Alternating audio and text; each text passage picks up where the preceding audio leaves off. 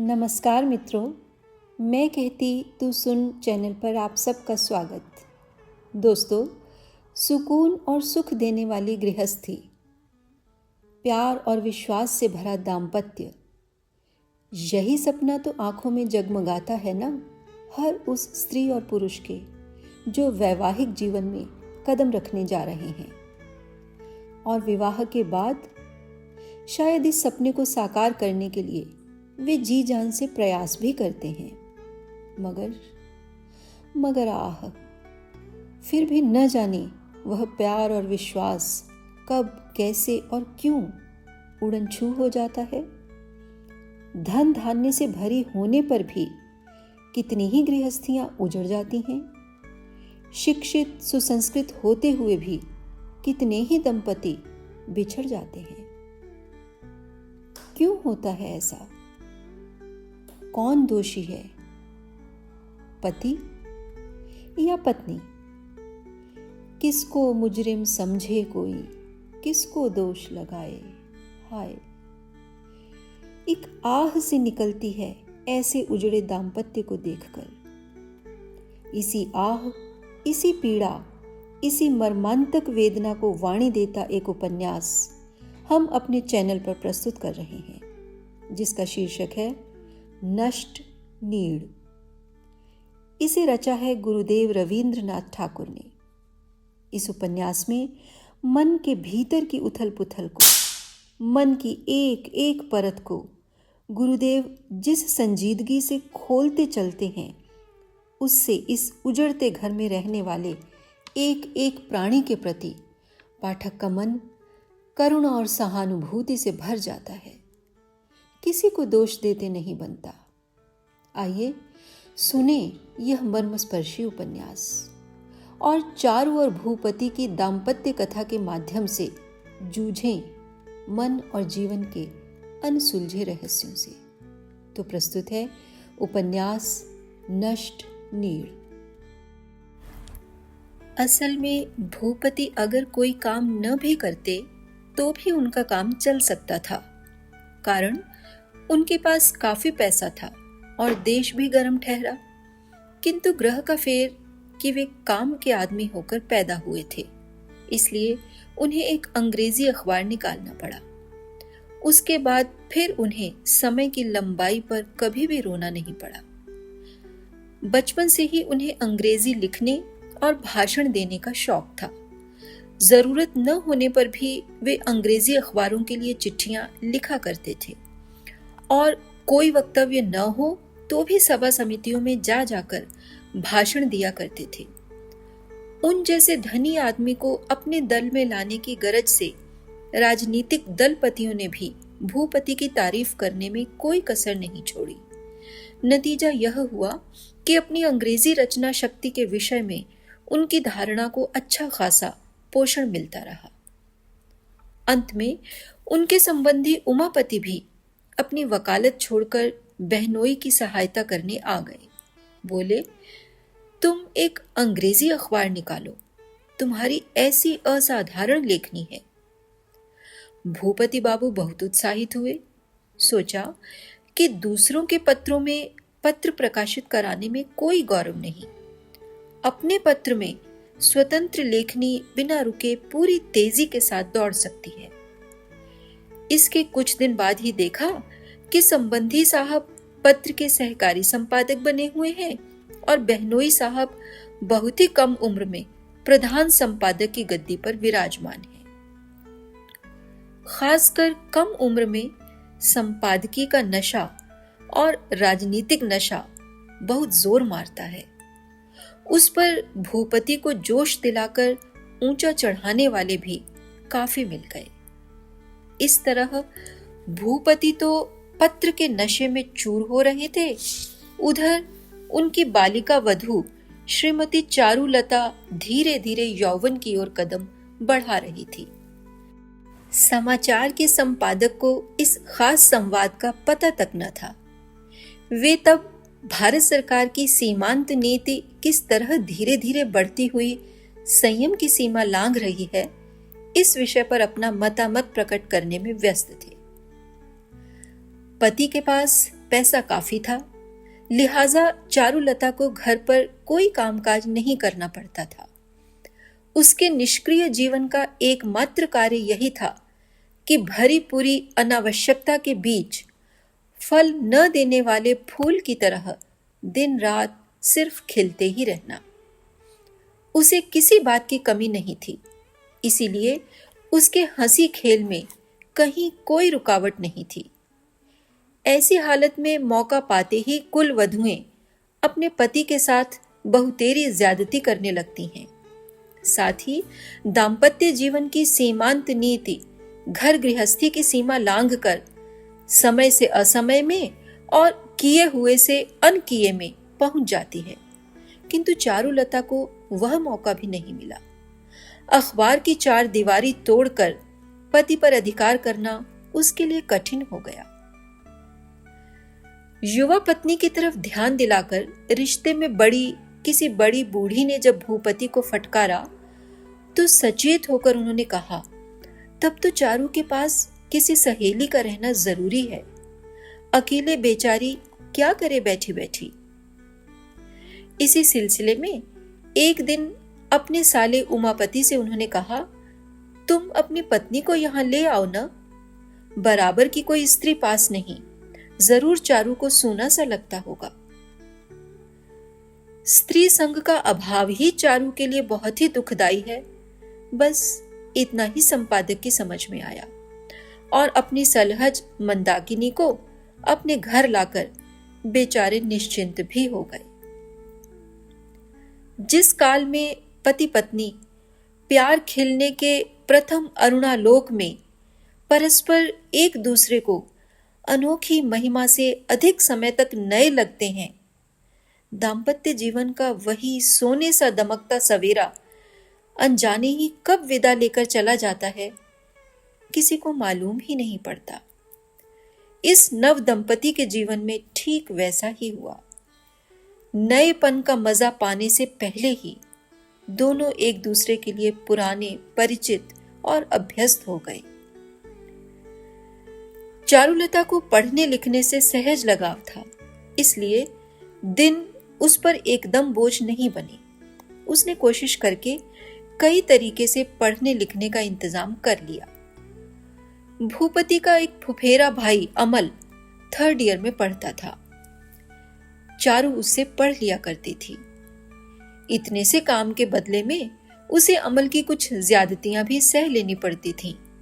अक्सर अमल को अंग्रेजी होटल में खाना खाने और अंग्रेजी किताबें खरीदने का खर्च देना पड़ता था। इसके अलावा अमल कभी कभी अपने मित्रों को भी दावत देकर खिलाता पिलाता था। उस यज्ञ का सारा भार गुरु दक्षिणा के तौर पर चारुलता को ही उठाना पड़ता था। पति भूपति की तरफ से पत्नी चारुलता पर किसी तरह की मांग का बोझ नहीं था, किंतु पति का फुफेरा भाई अमल उसे जरा सा पढ़ाकर इतनी ज्यादा फरमाइशें पेश करता कि जिसकी हद नहीं। इस पर चारुलता कभी कभी बनावटी गुस्सा और विरोध का भाव भी दिखाया करती, किंतु उसका कोई नतीजा नहीं निकलता, क्योंकि किसी आदमी के काम आना और स्नेह के अनेक बखेड़े सहना उसके लिए बहुत जरूरी हो गया था। एक दिन की बात है, अमल ने कहा, भाभी, हमारे कॉलेज में एक राजा का दामाद पढ़ता है। वह राजा के खास रनवास में खास हाथ से बुने हुए कारपेट के जूते पहनकर आता है। मुझसे तो नहीं सहा जाता। भाभी, मुझे भी वैसे ही कारपेट के जूते चाहिए, नहीं तो मेरी पद मर्यादा अब धूल में मिलने ही वाली है, समझ लो।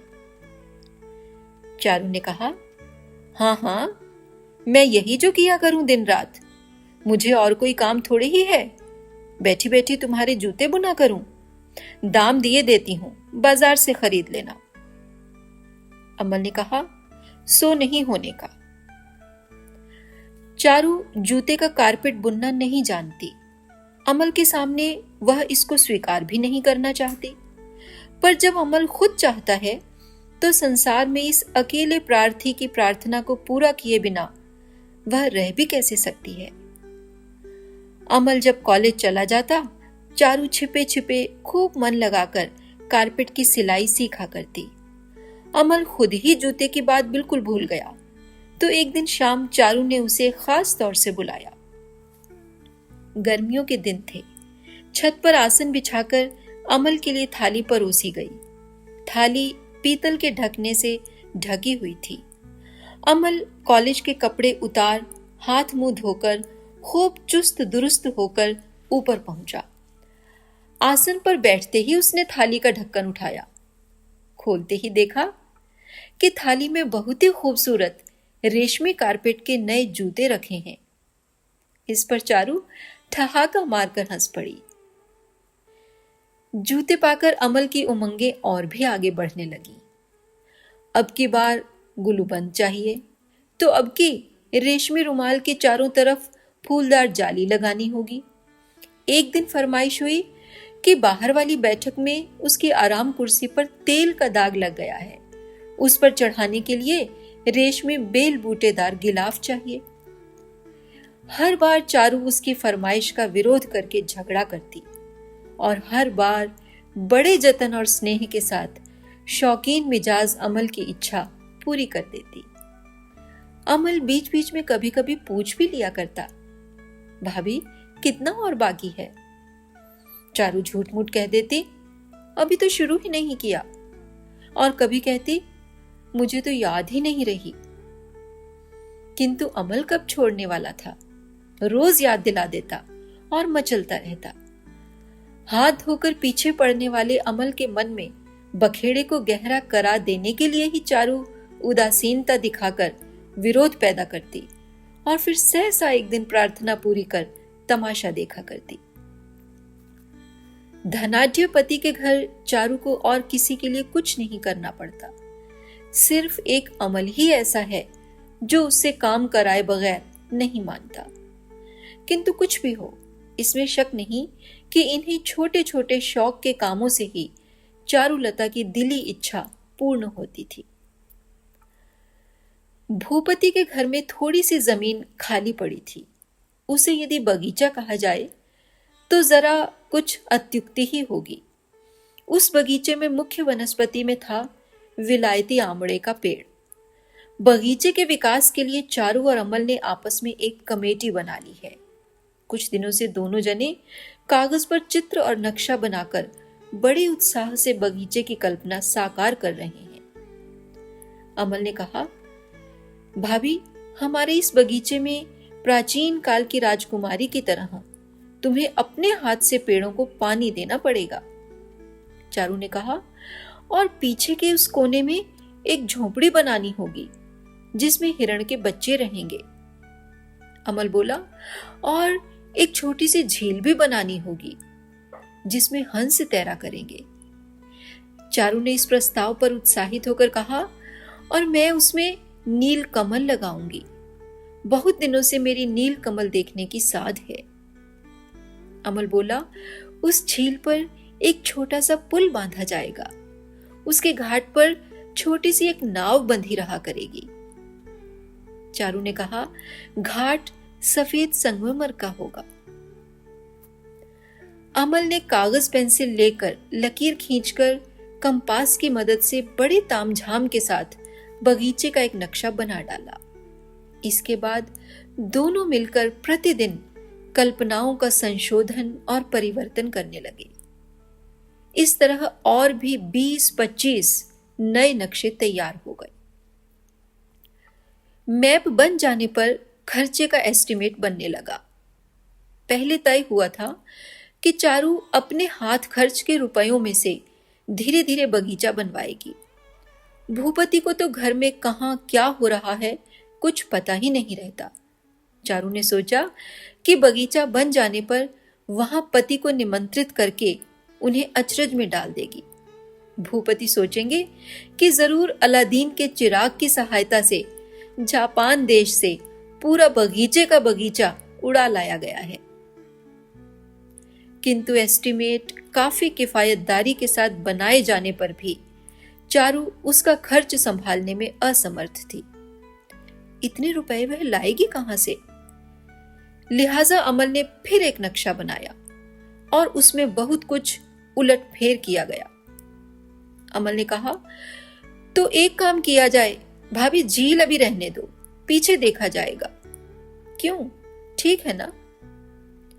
चारू ने कहा, नहीं नहीं, झील ही नहीं रही तो फिर रहा क्या?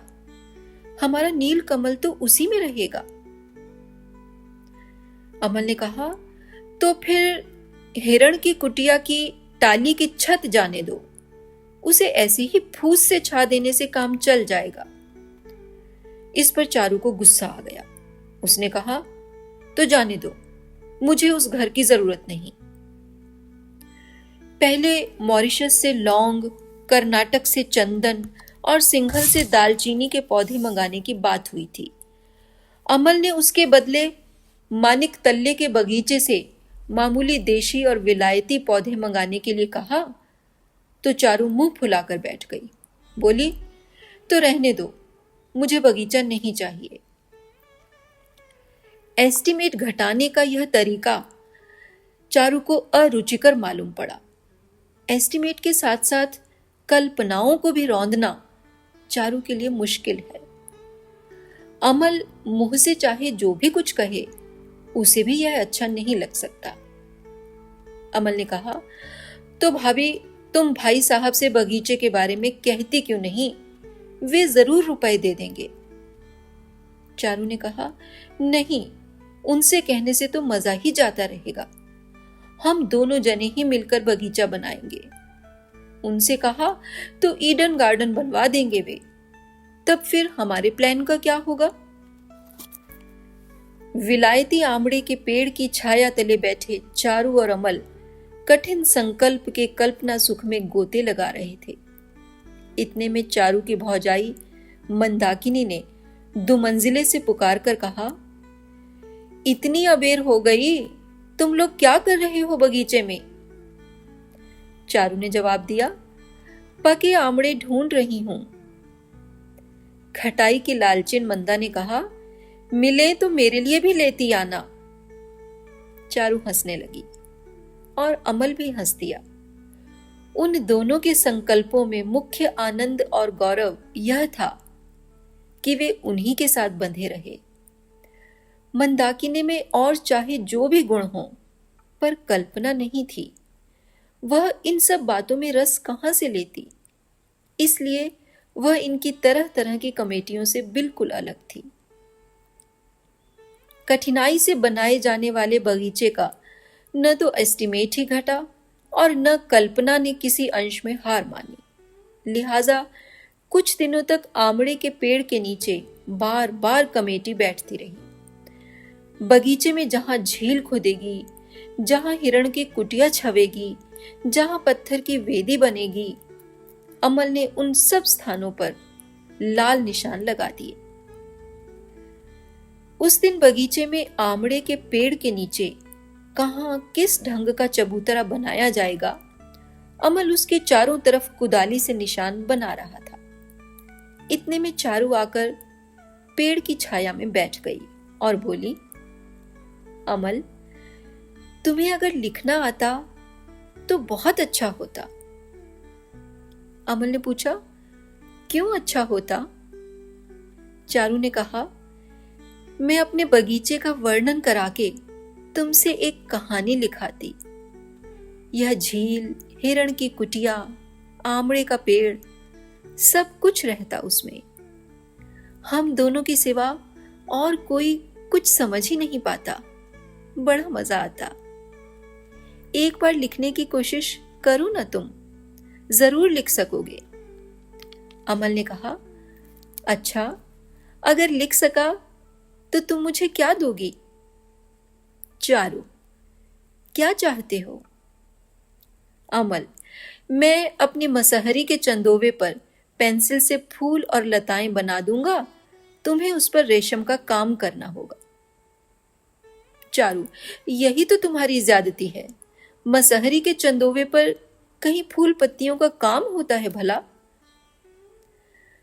मसहरी जैसी चीज को बदसूरत जेल बनाए रखने के विरुद्ध अमल ने बहुत सी युक्तियां पेश की और अंत में कहा, संसार में 15 आना आदमी ऐसे हैं जिन्हें खूबसूरती का रत्ती भर भी ज्ञान नहीं।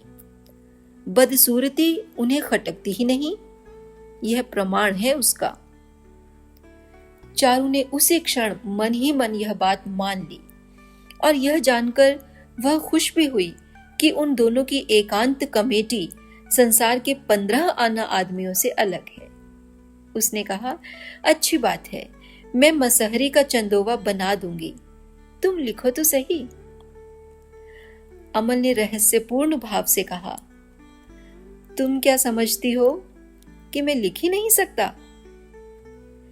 चारू उत्तेजित हो उठी, बोली, तो जरूर तुमने कुछ लिखा है, मुझे नहीं दिखाओगे? अमल बोला, आज रहने दो भाभी। चारू ने कहा, नहीं, आज ही दिखाना होगा, तुम्हें मेरी सौगंध है, जाओ अपनी कॉपी ले आओ। असल में चारू को अपनी रचना सुनाने की तीव्र बेचैनी ही अमल को अब तक रोके हुए थी।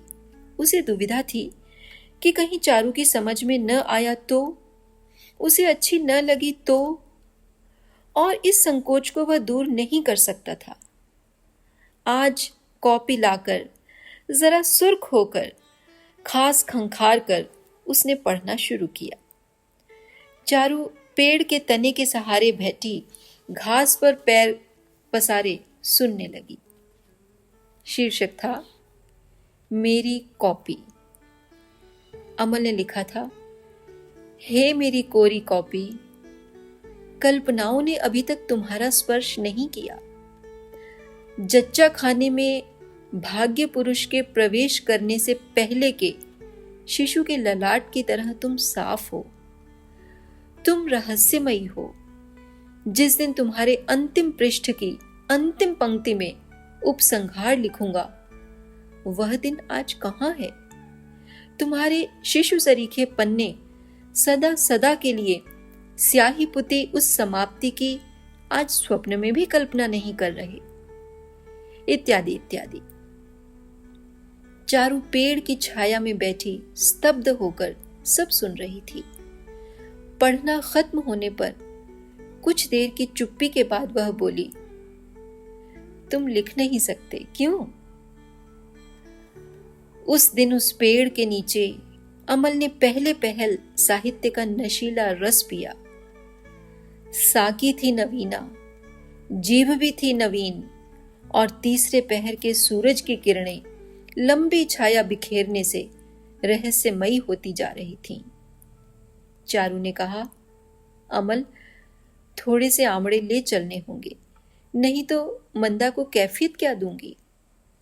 मूर्ख मंदा के सामने ये सब साहित्यिक बातें कहने का मन ही नहीं होता, अतः उसके लिए उन्हें आमड़े तोड़कर ले जाने पड़े। धन्यवाद मित्रों। उपन्यास की अब तक की कहानी आपको कैसी लगी, कमेंट करके हमें अवश्य बताइएगा। आगे की कथा सुनने के लिए हमारे साथ जुड़े रहें, हमारे चैनल को सब्सक्राइब करके।